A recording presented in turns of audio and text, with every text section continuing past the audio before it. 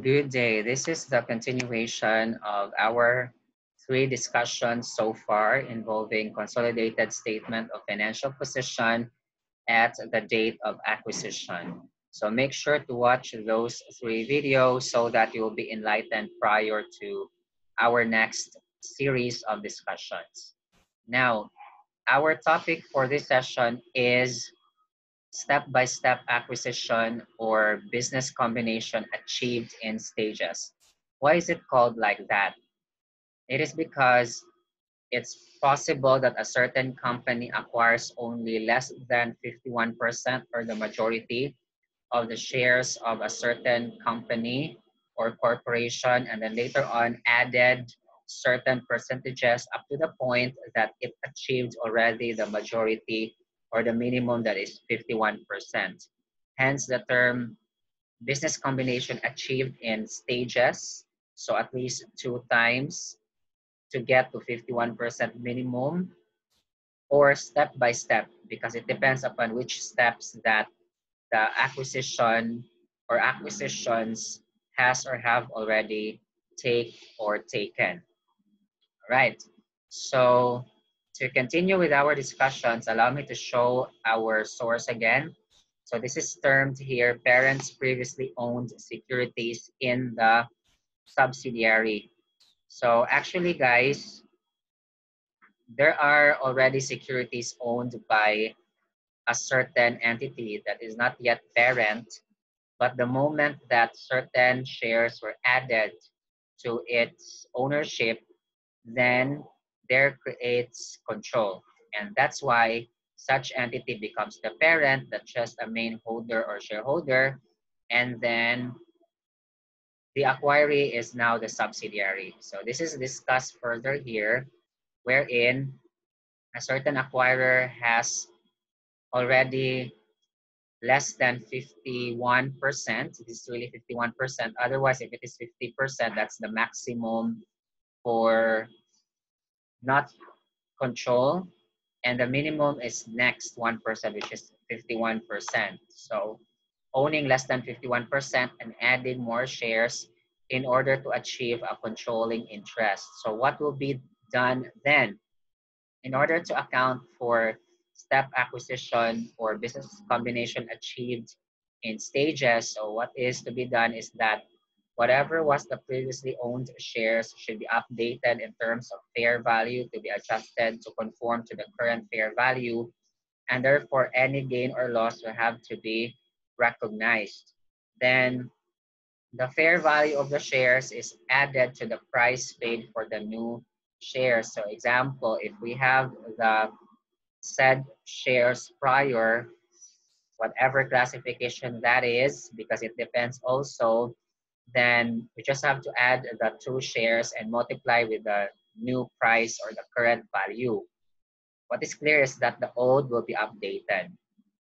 Then normally, the fair value of the previously owned shares will be based now on the price paid for the controlling interest. So example, here, so 30% interest prior to control establishment, then 50% additional, and the 50% is at 60 pesos per share from 40 pesos. Therefore, we have to use the 60 pesos because this is now the price paid in order to achieve control, to have controlling interest.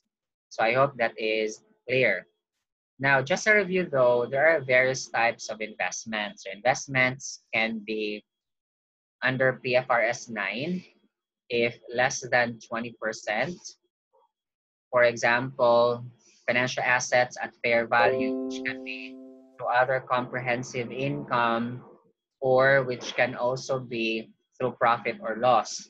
So if the purpose is just for trading purposes, buying and selling of equities or bonds or shares, for example, then that is through profit or loss. If you say trading, that's buying and selling that can happen in the short term, so 1 year or less. If you say it's more than 1 year and it is for us to be able to earn out of the dividends for equity, or for example for the principal plus the interest for the debt instrument, then that's for other comprehensive income. But if it is just for the sake of principal and interest, then you call that financial assets at amortized cost. So those are the classifications under PFRS 9. However, if 20% to 50%, we call that an associate. So as differentiated in the introduction, in an associate relationship between the parent and the respective associate or acquiree, there is significant influence. So there is the power to influence to the financial and operating policies of the associate, but not control, but not the power to govern. It's just an influence. But if it is 51% or more, so there is control already, the power to govern the financial and operating policies or decisions or decision-making processes of the subsidiary. So that's the summary or short summary of those investments.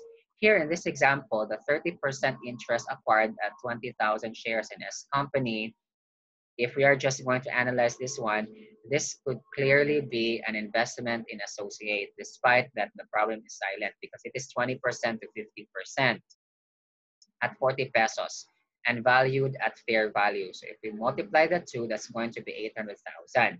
Now, later on, if, for example, the company acquires another 100,000 shares with a 50% interest, so that's going to be 80% interest. Clearly, control is established, presumably, and the total number of shares is 120,000 shares.